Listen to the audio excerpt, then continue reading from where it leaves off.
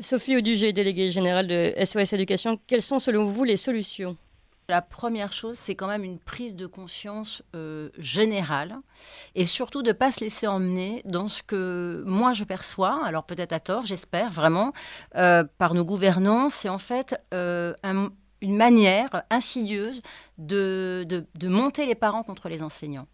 Et effectivement, les enseignants peuvent compter sur les parents.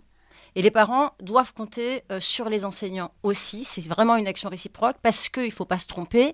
Et je dirais que le ministre de l'Éducation nationale n'a pas le monopole de l'intérêt supérieur de l'enfant, même si ils le servent quand même de manière un peu trop courante pour justifier des mesures qui ne servent pas l'intérêt supérieur de l'enfant. Quand on interdit l'instruction en famille, et je précise bien qu'SOS Éducation a été très clair là-dessus, nous ne défendons pas ce mode d'instruction par rapport à d'autres, mais nous défendons la liberté du choix d'instruction par les parents, parce que ce sont les parents qui sont les éducateurs de leur enfant et non pas l'éducation nationale. Oui. Voilà.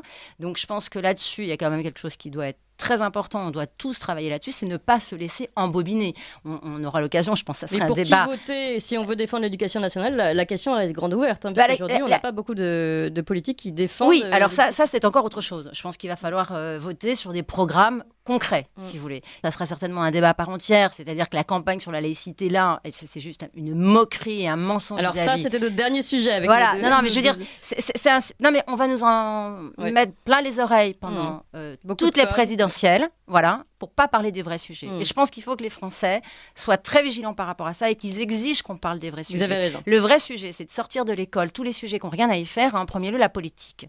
C'est-à-dire que, tout le monde connaît la fameuse phrase de Jean Zay sur, et notamment le décret qui avait été fait à l'époque, la circulaire qu'il avait fait à l'époque, c'est-à-dire que l'école est un espace inviolable où les querelles des hommes ne doivent pas entrer. Et aujourd'hui, les querelles des hommes, elles entrent. Je rappelle quand même que régulièrement, et on m'a envoyé quand même des exemples il y a encore quelques jours, vous ouvrez des manuels scolaires où vous avez soit des mairies, soit des départements qui vantent le fait qu'ils ont payé les manuels aux enfants. Enfin, je veux dire, faut quand même se dire que ça, ce n'est pas du progrès. C'est un affreux retour en arrière. Donc la première chose à faire, à mon avis, c'est de rajouter de la fermeté dans le cadre même de l'école.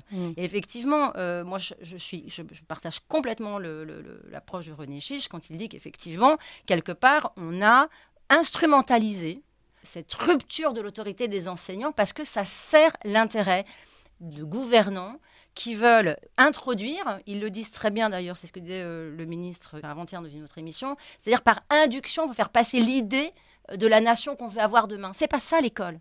L'école, c'est pas ça. L'école, elle doit apprendre aux enfants à lire, écrire et compter. Et je rappelle que les mauvais résultats de mathématiques, ils sont dus à une mauvaise maîtrise du langage, parce que les mathématiques, c'est aussi une forme de langage.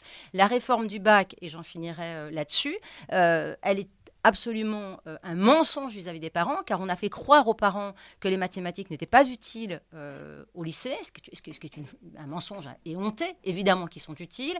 Évidemment que cette réforme, son premier objectif, c'est de régler un problème qui est celui d'un manque de recrutement de professeurs de mathématiques, et qu'il y a un départ dans les écoles privées de plus en plus tôt. Je veux dire, on a aujourd'hui des écoles privées qui sont cooptées dès la maternelle, ce qui ne se voyait pas avant.